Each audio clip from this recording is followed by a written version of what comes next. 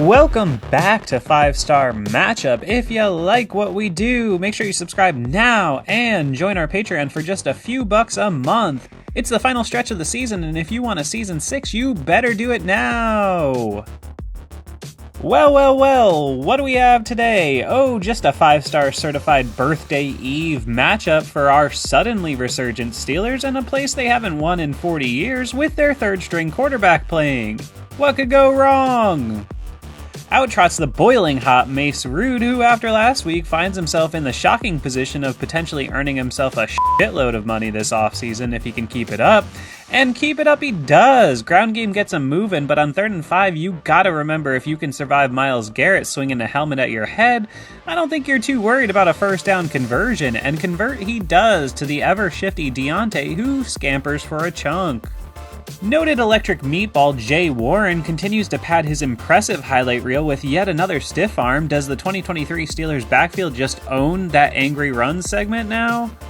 3rd and 5, Rudolph scrambles and delivers high to Pickens, who I guess drops it as he's going to the ground. Not sure why this was incomplete of all things, but it matters not, as the newly hyper-aggressive Big 12-era Steelers with Mason Rudolph swing for the fences on 4th and 5 and don't get it. Well, I don't love the result, but I love the nothing-to-lose attitude from Mike early on, who 1000% would pooch punt this if his quarterback was wearing number 8. Over to the Hawks' somewhat sloppy offense that's never really found its stride this season, and it's an incomplete pass, run for nothing, and completion short of the sticks before it's back over to Mace Rude and the OK State Cowboys. Because he's literally always had elite arm talent, Rudolph fires a laser outside to Deontay J, who, let's add another to his incredibly bizarre NFL highlight reel. Luckily, crisis is averted though, as he touches the ball after the fumble killing the play, but seriously, what the f*** is this, Deontay? Just fall out of bounds! No one even touched the ball! Naj settles him down with a stoic toed up the gut to stay on schedule, followed by some more working man on 2nd, and on 3rd and 1 we are forced to ask, Jalen who? The only one hurt here is the sad D lineman trampled by the statuesque Mason Rudolph, who bowls forward by way of a tush-push himself, and the Steelers keep it rolling.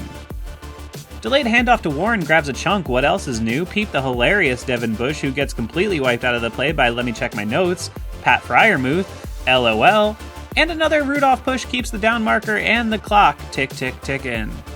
Oh, but Najee has no vision. Really? Because it seemed to me here like he seeks out precisely where old-ass Bobby Wagner and horrible-ass Devin Bush were to run right at him for another gash on the ground, again keeping the Steelers on schedule, something they struggled with so mightily for the first 15 weeks of the season.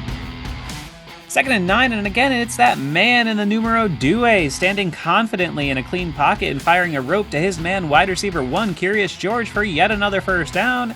And if you haven't noticed, the Steelers are eating clock like Joey Chestnut here in the first quarter. Blasian Beef Boy says, what? Touchdown, Jalen Warren, the shifty second-year back, scampers through the Seahawks' paltry run defense for an incrinculant 19-yard score, and the Steelers strike first. 7-0. Just for good measure, peep the worst draft pick in Steelers history, Devin Bush, getting absolutely blown out of the play by Dan Moore, and let me just remind you of the time he said, well, even if the Steelers don't sign me, I'll still be in the NFL. Not for long, Devin. Not for long. What a bum.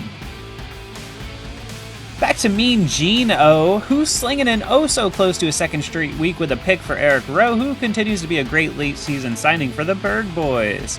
Can't quite make the play though, and Seattle maintains possession.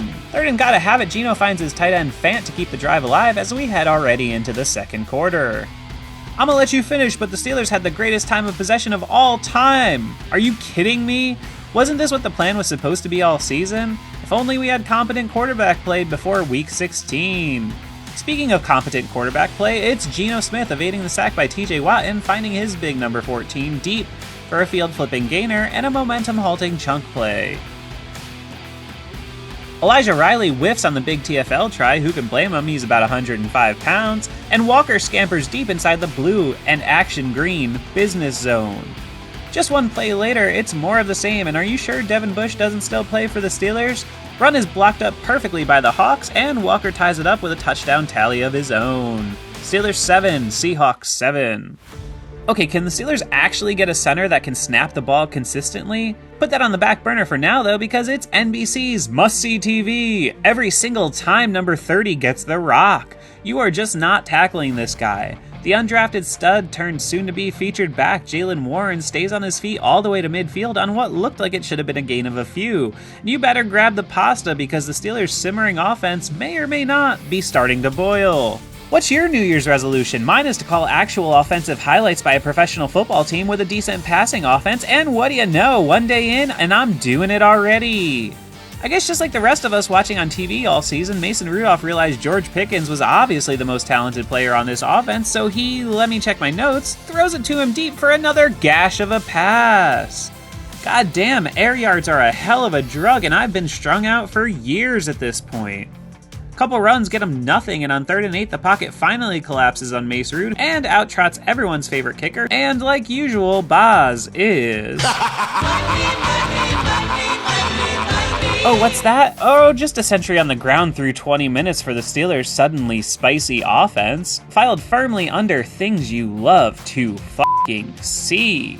Back to the Hawks offense, and it's nicely drawn up screen to Walker to get him moving, followed by a lob over the middle of the Fant. I guess that's what happens when your middle linebacker was a plumber 2 weeks ago, but hey, it's still better than Devin Bush, and the Hawks are moving right back. Perhaps the poorest day of young Peasy Jr.'s career underway, as he gets roasted like a carrot on Christmas by DK Metcalf here for a massive chunk to get the Seahawks into the business zone. At least he wasn't as bad as Cam Sutton on CeeDee Lamb on Saturday, though. Woof. 3rd and long, the veteran Geno Smith gets some time and fires a certified strike to his hyper-athletic rookie Jackson Smith-Njigba, who snares it for the score and the first, and only, lead of the game for the Seahawks. Seattle 14, Pittsburgh 10. Fear not, Steelers fans, as we've now got shockingly adequate quarterback play by way of the Big 12, and on 3rd and 4, it's that man Mace Rude confidently scooping a turret out of the cat box from that other Mason and firing an easy conversion to the Muth man who, like Jay and Najee before him, simply refuses to go down. See what happens when you're on schedule? Stop telling me Rudolph is only getting more yards because of Yak. I know, and he's part of why, dummies! Oh, what's this? Just another 20-plus yard run by everyone's favorite terrible running back, Najee Harris, who has once again made it through another season completely healthy after taking a ton of abuse, and seemingly the only one not surprised is yours truly. Say what you want about the Naj man, but I'm okay with the pick solely because of the touches he has taken away from our absolutely terrible quarterbacks over the last 2 years. Because we now have a good quarterback, though, he calmly stands in on 3rd and gotta have it, finding his man, the always open DJ, who makes it goal to go for the boys in white. While I might be ready to put 2023 in the ground, Najee Harris is clearly not interested in being anywhere near it as he rumbles for a prime Jerome Bettis-esque touchdown to put the Steelers again in their rightful spot, in the lead. Just more working-class offense type shit from Mason, Naj, and the rest of the gang. I can't believe I'm saying this, but this continues to be, by far, the best the Steelers' offense has looked over an extended period since 2018? Steelers 17, Seahawks 14. Seattle can get nothing done before half, and even Mace Rude can't make miracles, so we head already into the half with the score the same. Hey you, I'm proud to say we're rounding the final turn on our dramatic 5th season, and if you appreciate all the hard work that goes into this show, I'm literally writing this on my birthday, I'd appreciate it if you pause the video right now and head over to patreon.com/5SMU and donate $4 or $7 a month to help keep us in business. It's not a lot to ask, and I know you can swing it. Do it now. Now roll the game. Just like the long ball with Mason Rudolph in there, we're back, and it's the Hawks offense opening it up with a play-action dagger to get him moving, followed by another working man completion of Fant, and on first it's Kenneth, who's no Walker, running deep inside the Steelers' territory, but wait just a second. This one's coming back as DK Metcalf holds Peasy Jr. for literally no reason at all, and it's all for naught. Smith misfires on 3rd, and it's time for another kick. This time it's Seattle's Myers, who drills it, and the game is tied at 17. Back to the Steelers, whose offensive line is obviously anchored by their IR-stricken middle linebacker Cole Holcomb, but it matters not as Mason Rudolph remembers there's a middle of the field, and he uses it to hit the Muth man for a catch and run, again, keeping the Steelers on schedule, even when they're off it. You may be quitting on your New Year's resolution in 2 weeks, but the one thing you'll never stop is the Naj man on 2nd and 1. Or 1st and 10. Or Jaylen Warren on 2nd and 3. The Steelers' run game was absolutely dominant all day, and I can't say it didn't make it just a little better watching Devin Bush wander around cluelessly away from the play all day. I reiterate, the worst draft pick in Steelers history. Dude sucks.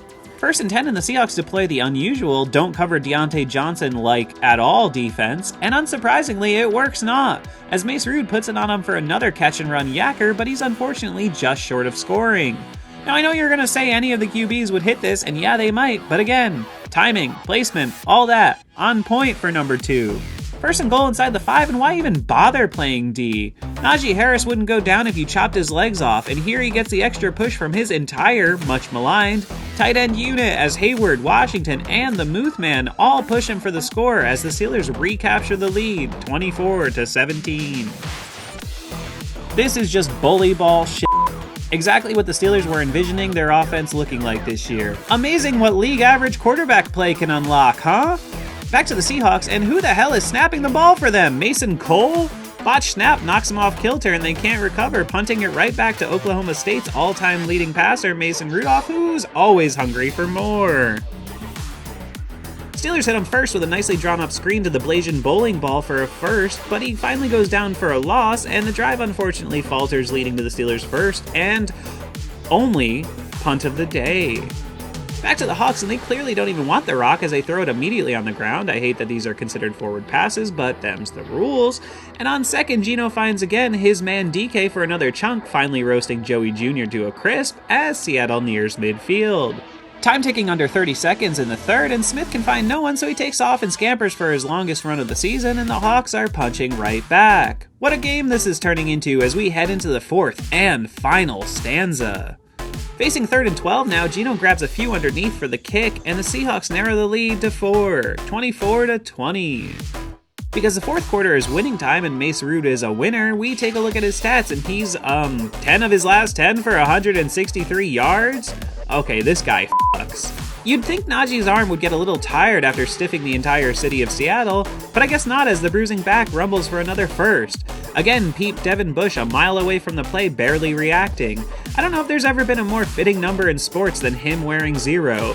And on 3rd and 7, it's the throw of the game for Money Mace, who stands in the face of a totally collapsing pocket and fires a flat-footed bomb to George Pickens, who snags it off the turf for a massive field-flipping gainer. There is so much to love about this play, but I gotta point out, there is no single element of this play that the Steelers' other quarterbacks would even be physically capable of doing. Trubisky would fire this over the middle in a panicked interception, and Pickett might stand in and find the guy, but there's no way in hell he's hitting this moonshot without stepping into it. I've been saying for years, whether you like him or not, Mason Rudolph has the best arm in the room and always has. Warren scampers for a few and comes oh so close to converting on 3rd, and with no hesitation, the newly aggressive Mike T trusts his offense to get it done, and get it done they do. Steelers' drive does eventually peter out though, but they take more time off the clock and kick the field goal to make it 27-20 with just over 7 minutes to play in the PNW. And that sets up our 5-star player great for the Seahawks. Start from the 25. Smith in trouble. Down he goes. The ball comes loose. Steelers have recovered. The electrifying rookie Nick Herbig does what he does, which is making huge plays in minimal minutes, and the rookie completely turns this game with a TJ Watt-esque strip sack of Geno, quite reminiscent of the GOAT doing it to the very same QB back in 2021, and the Steelers find themselves in lone control of the catbird seat. Trusting their run game, and why not, Steelers hand it to Pickens, who grabs a first, but Seattle crowds the box and they can't finish the drive. I know you're going to laugh at me highlighting an incompletion, but this is more good quarterback stuff from Rudolph. No need to force something, just take the 3 and the 2-score lead. Steelers 30, Seahawks 20. Only thing the Steelers really can't do here is let him score quick, so of course they immediately let him score quick, but thankfully they keep him out of the end zone as Pete Carroll curiously takes the field goal, but then decides to go onside with 2 timeouts and the 2-minute warning, and the kick, like almost always, is completely unsuccessful, and this one is all but over. But like Mike T said, scared money don't make money, so he trusts QB1 Mason Rudolph to throw on first, and he completes it to Pickens for his second straight 100-yard game, followed by a gash up the gut by the Najee man for good measure. He slides to be a good team player, I guess, but considering the situation, I think he should have just dropped the 37 spot, but hey, Let me take a step back and remember that 2 weeks ago, I was talking about a team that could barely score 15 points on a good day. And say it with me, your Pittsburgh Steelers are 9-7. Well, it was anything but pretty. Wait, for the second straight week, it actually was kind of pretty. While the Steelers didn't end up winning this one by multiple scores, though they could and should have, they basically coasted to victory after the long completion of Pickens in the fourth, and again they received more than adequate quarterback play from Mason freaking Rudolph, who in my opinion has now played 3 of the best games by a quarterback for the Steelers in the last 4 years. The 2023 Steelers have been a confounding and bizarre at times mess. A team that is somehow great at scoring defense, horrible at yardage defense, and has been at times both dominant and putrid on offense. They find themselves again searching for help in Week 18 to make the playoffs, and after having been 6-3 a month ago, regardless of what happens, I have to consider this season a disappointment. However, with what we've seen these last 2 weeks and the not-so-distant possibility of sneaking into the playoffs on a hot streak, I'm willing to reevaluate the season, if only because, after running out the clock on Roethlisberger, signing the terrible Trubisky, and drafting the unfortunately underwhelming Kenny Pickett, the Steelers may have stumbled back-asswards into an answer at the quarterback position. And who knew? It was the most obvious answer all along. Tomlin and the team's misplaced loyalty to the god-awful Mitchell Trubisky will likely be the single decision that sunk both the 2022 and 2023 Pittsburgh Steelers. But now Pittsburgh finds itself in another odd situation as we head into 2024. I never thought I'd be saying this again, but is Mason Rudolph the quarterback of the future? Here we go. And if you're still here, you absolutely must sign up for our Patreon. I am literally doing this on my birthday. Hook a brother up. Patreon.com/5SMU and go watch some other videos. Do it.